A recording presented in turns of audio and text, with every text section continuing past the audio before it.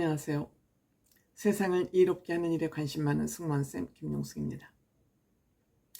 이준석 당선자는 지금은 이제 대표직을 내놨습니다. 이준석 당선인은 정치 미학이라는 것은 이런 것이다 라는 것을 보여주는 정치인 아닌가 생각합니다. 그런 정치 미학의 대표적인 주자가 아닌가 생각합니다. 정치 미학이라고 특별한 것이 아닙니다. 정치 미학은 포기할 줄 아는 정치가 저는 정치 미학이라고 생각됩니다. 낄낄빠빠 들고 남이 분명하고 자기 것을 포기하고 국가에게 도움되는 일을 하는 정치인, 이것이 정치 미학 아닐까 이렇게 생각합니다. 말로는 다 합니다.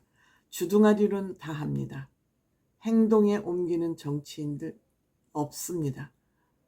다 없다 그러면 좀 또 서운하게. 물론 유니스 의원 같은 사람은 국회의원은 빠지를 용감하게 떼는 그런 사람도 있습니다. 이 두 사람, 유니스 의원이 국회의원 빠지를 뗄 때 이준석이 말리면서 나는 어떡하라고 하면서 울었던 장면 저는 또렷하게 기억하고 있습니다. 그만큼 이 두 사람은 배심이 맞았다고 저는 생각하고 있습니다. 이준석 신화를 지금 만들어가고 있습니다. 오롯이 본인의 힘으로만, 누구의 계보나 누구의 도움 없이 본인의 힘으로 정치 미학을 지금 만들어가고 있습니다. 이준석 당대표 당선 과정 다 알고 있습니다. 이때 이준석 대표는 잽도 안 됐습니다. 원래 김웅 의원이 당대표를 나가려고 그러는데 김웅 의원이 포기하는 바람에 대타로 나선 것입니다. 본인이 당대표가 되겠다는 욕심이 있어서 당대표가 된 것이 아니라 김웅 의원이 포기하는 바람에 대타로 나가서 호롤단신 단돈 3천만 원 들여서 당대표에 올랐습니다. 이때 이준석 대표를 당대표에 오르게 한 것, 다름 아닌 대구에 가서 박근혜 대통령 지역구에 가서, 지역구가 아니라 박근혜 대통령 본거지라고 하는 것이 맞겠습니다. 탄핵의 강을 건너야 된다. 탄핵이 잘못된 것이 아니고 이제는 탄핵의 강을 건너야 된다고 했습니다. 이준석 대표는 모든 분이 아시다시피 박근혜 대통령이 이준석을 이 정치에 입문시킨 사람입니다. 우리는 유승민 의원이 입문시켰다고 알고 있지만 아니라고 합니다. 아닙니다. 이준석 대표가 분명히 얘기했습니다. 박근혜 대통령이 본인을 정치에 입문시켰다고 그랬습니다. 그렇다면 오늘의 이준석 대표가 있기까지, 이준석 당선인이 있기까지 박근혜 대표의 은혜를 입은 것은 틀림없는 사실입니다. 그럼에도 불구하고 공원공고 사는 대구에 가서 탄핵이 잘못된 것이 아니고 탄핵의 강을 건너야 된다고 얘기했습니다. 이것이 바로 이 용기가 바로 이준석 대표가 당대표로 당선되는데 핵심 키워드가 된 것 같습니다. 이것은 대구의 유권자들의 자긍심을 살려주는 그런 발언이었다고 생각된 것 같습니다. 대구의 심기를 건드린 것이 대구 사람들의 자긍심을 세워준 거, 아이러니하지 않습니까? 이와 같이 이준석의 용기는 이준석 당선인을 국민의힘 당대표로 만드는데 결정적인 역할이 된 것입니다. 내가 당대표가 못 되더라도, 내가 박근혜 대통령의 배신자라는 이름을 듣더라도 나는 할 말은 해야 되겠다. 용감한 정치인을 국민의힘 당원들이 알아본 것입니다. 국민들도 알아본 것입니다. 이렇게 희망의 싹이 트는가 생각했는데 국민의힘이 변하는가, 정치혁명을 일으켰구나 하는 그러한 순간에 윤핵관들과 대통령이 싹을 잘라버렸습니다. 무서운 거죠. 이렇게 용감한 말을 하는 이준석 당선인이 무서웠던 거죠.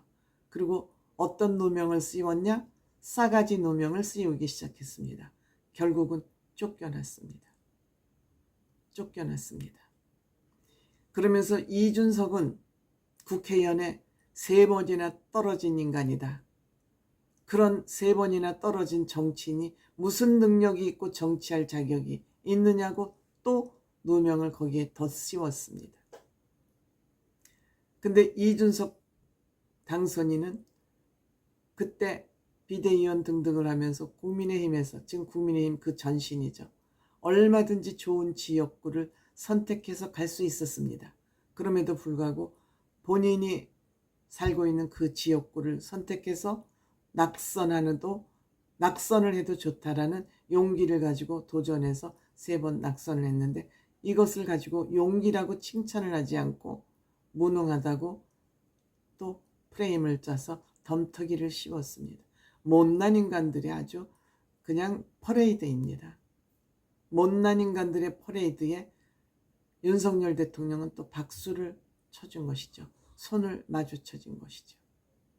결국 이준석 대표는 끝까지 국민의힘에 남고자 했지만 물리쳤습니다. 나와서 개혁신당을 만들었죠. 개혁신당을 만들 때 저는 잘됐다고 박수를 쳤습니다. 그런데 이낙연 신당과 손을 잡으면서 실망을 했지만 그래도 이준석 대표의 판단을 저는 믿었습니다. 어긋난 판단을 안 하기 때문에 믿었습니다. 그런데 결국 찢어졌습니다. 잘 찢어졌습니다. 잘 찢어졌습니다. 그 찢어지는 결단을 한 것 또한 이준석 대표의 결단이었습니다. 이준석 대표는 본인이 판단이 서는 순간 머뭇거리지 않고 행동에 옮깁니다.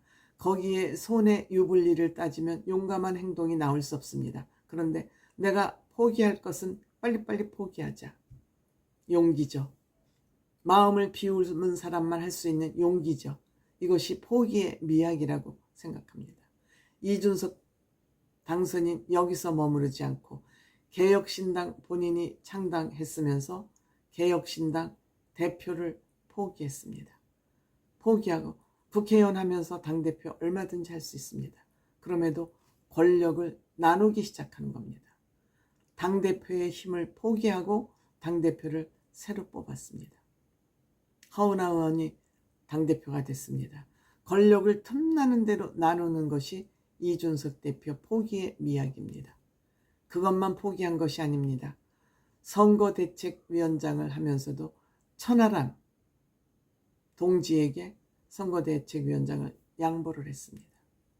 자기는 정당 정책 개발을 하는 정강정책위원장인가를 맡았습니다.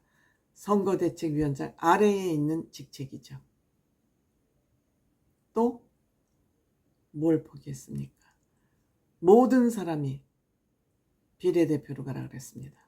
지역구에서 당선되기 힘드니까 비례대표 가라고 비례대표로 다 몰아넣습니다. 그런데 결국 비례대표를 포기하고 화성을에 갔습니다. 기적이 일어난 것이죠. 물론 여기에는 김종인 위원장의 전략이 딱 맞아떨어졌다고 생각합니다. 늘 정치 아버지, 정치 스승으로 믿고 있는 김종인 위원장의 뜻을 받아들여서 지역구를 선택하고 비례대표 2명을 당선시키는 쾌거를 얻었습니다. 만약 이준석이 비례대표를 선택했다면 달랑 개혁의 힘에서 이준석 대표 비례대표 한 사람 달랑 나왔을지 모릅니다. 이러한 이준석 대표의 포기의 미학으로 인해서 개혁신당은 무려 3명의 당선인을 낼 수 있는 것 같습니다. 냈습니다. 같은 게 아니죠. 이 또한 김종인 위원장의 전략이 적확하게 맞아 떨어진 것이죠.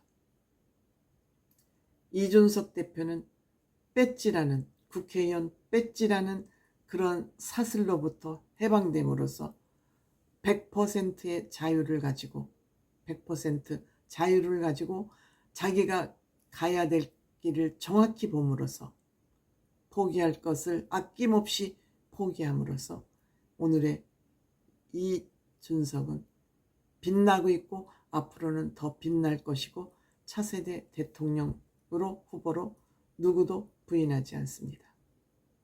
이준석 대표는 금수저도 아닙니다. 은수저도 아닙니다. 흑수저도 아닙니다. 이준석은 이준석 수저로 일합니다. 이준석 당선인은 이준석 수저로 땅을 파지 금수저, 흑수저 뭐 이런 거 다 필요 없는 사람. 발광체입니다. 스스로 빛을 발하는 발광체 정치인입니다.